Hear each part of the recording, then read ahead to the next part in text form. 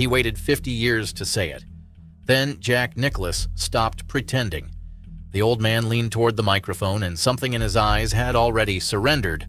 What came next exposed the thing Brian Rolapp hid from the players. The PGA Tour slid into chaos in a single breath. 18 majors bought him this moment. He spent it without mercy. Days ago, the tour confirmed its first 2,028 events. Bay Hill locked a marquee date. The Travelers held its ground. A Japanese insurer named Sompo signed the checks. Headquarters called it Momentum. Rewind to June 23rd. Tiger Woods walked out of a Swiss rehab clinic and blessed the whole plan. Rolapp unveiled 2 rival tours, savage promotion and relegation that erases a career overnight. Applause filled the room. One rebel refused it. Rory McIlroy sneered at the second tier. Now drift to early June. Inside his own memorial, the 86-year-old chose honesty over politeness. Not exactly in favor, he warned. His voice never wavered. Hold on, subscribe right now for the version headquarters praise nobody hears, because this channel feeds golf fans who reject the sanitized script. So what did the Golden Bear truly see? Let's expose it. Start with the words the old man actually chose. He never mentioned salaries. Relevance never crossed his lips either. His warning aimed straight at the calendar, and that made it lethal because the calendar is the skeleton everything else hangs on.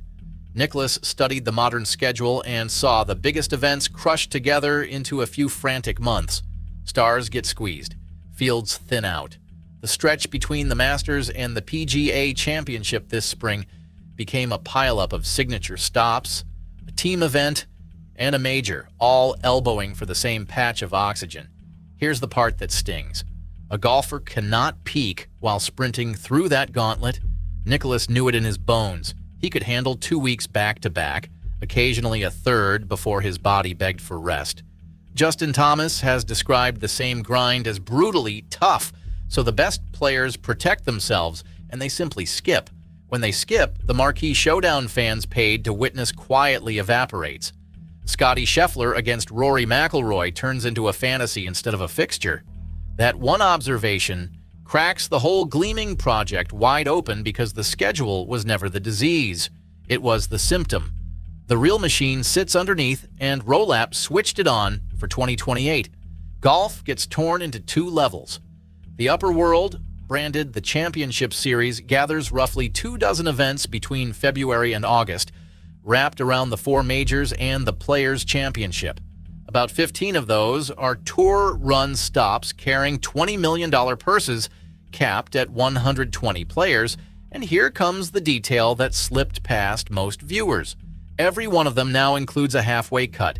The velvet rope era of no-cut signature events dies inside that single sentence. Beneath it waits the Challenger Series.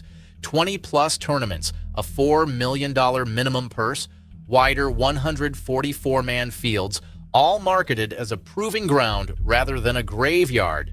2 golf worlds spinning side by side. Then arrives the mechanism nobody applauded on June 23rd, a promotion and relegation system with a trapdoor built directly into the floor.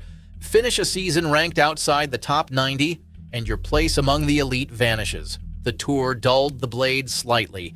Relegated names earn 1 reprieve. A last chance series of 4 to 6 autumn events. A final scramble for survival. Miss there, and the Challenger Series swallows you whole the following year. A genuine superstar can disappear from the biggest stages after a single rough campaign. That threat never headlined the celebration. Tiger smiled through the ceremony while the trapdoor stayed politely off stage. This is the thing Nicklaus dragged into daylight, not a stolen memo, a consequence.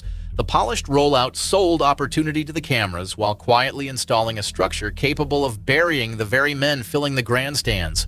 Golf's greatest champion looked at the shiny presentation and named the cost that headquarters preferred to leave in the fine print. McIlroy felt that trapdoor before almost anyone.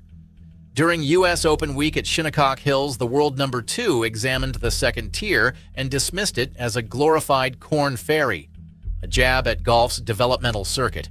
His real fear had a name attached, the Canadian Open. He lifted that national trophy twice and treasures the memory. Under the new map, a beloved event of that kind could slide into the lower track the moment its sponsor refuses to stretch toward $20 million. Rolapp rejected the comparison outright, insisting the challenger stops will use recognizable courses, pay serious money, and draw from the same 200-odd professionals already competing. The reassurance never fully landed. McIlroy had already played a mere 6 standard tour events across the whole season and skipped the Travelers entirely, a silent vote of no confidence in the American grind. Days later, once the finished plan went public, he softened and called it a positive step, praising the return to meritocracy. That whiplash told its own quiet story. The fallout refuses to stop at American shores. Europe's DP World Tour looks destined for an effective third tier under a proposed global pathway, a demotion its members noticed instantly. Eddie Pepperell voiced the anxiety on a podcast.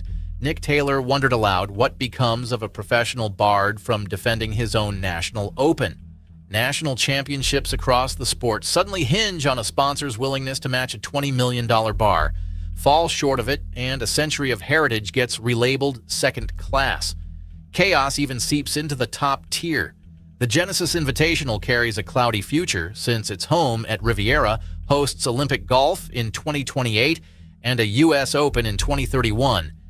Fixtures that once felt eternal now wear expiration dates.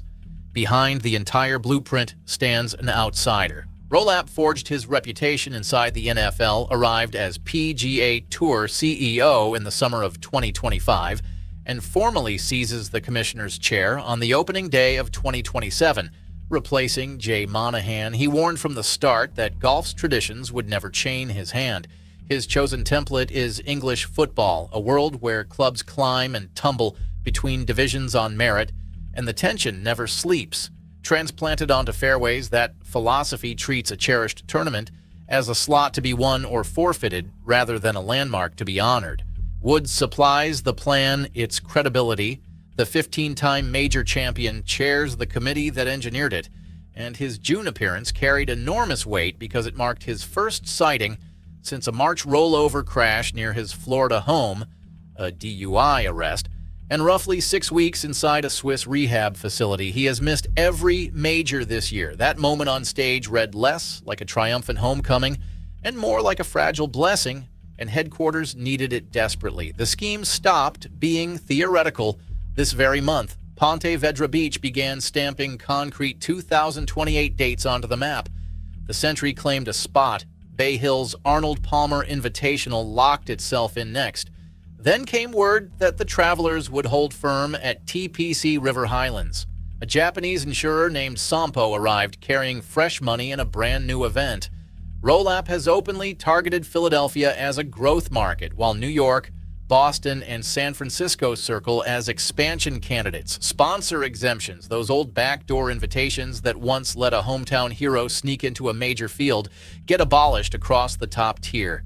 Every seat must now be earned in blood. Circle back to the old man at Muirfield Village because his warning was never truly about congestion. Nicklaus constructed his entire legend on scarcity. His majors mattered precisely because they came rarely and demanded everything a body could give.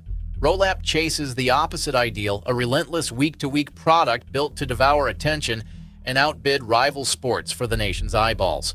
Where Nicklaus guards the cathedral, the new commissioner sees raw material for content. The two men finally sat across from each other at Moorfield Village. Reporters described the exchange as cordial, though heavy silences reportedly filled the gaps between sentences. Nothing got resolved. At 86, holding 18 majors and no boardroom seat left to defend, Nicklaus owed nobody a comfortable answer. He said the uncomfortable thing, and the front office had no clean rebuttal ready. So what did the Golden Bear genuinely expose? Not a locked document. A design flaw dressed up as progress, a system that can relegate greatness after one bad season. Cherished tournaments could vanish from the schedule overnight. The stars, meanwhile, risk becoming interchangeable parts feeding an assembly line, every ounce of it sold beneath a banner stamped opportunity. The applause on June 23rd drowned that reality out. Nicklaus refused to let it stay buried, and the entire sport is now scrambling to catch up to a truth an 86-year-old delivered in 4 unbothered words. The consequences are already spreading. Sponsors are recalculating. Players are whispering in locker rooms. Beloved events are lobbying to avoid the drop. Whole national opens are bracing for demotion. What began as a proud announcement about golf's future has hardened into a referendum on who the sport actually serves, and the loudest objection came from the one man with nothing left to lose. The war for golf's soul is only just igniting, and every ruling handed down from Ponte Vedra will reshape careers you have followed for a lifetime. If you crave the unfiltered breakdown that headquarters would rather you scroll straight past, hit subscribe, and switch on notifications right now, because this channel refuses to hand you the sanitized script. Drop your verdict below in one line. Is Jack Nicklaus the last honest voice left in professional golf, or a legend clinging to a past that has already slipped away? Stay locked in, because the next chapter of this chaos is about to detonate, and you will not want to hear about it secondhand.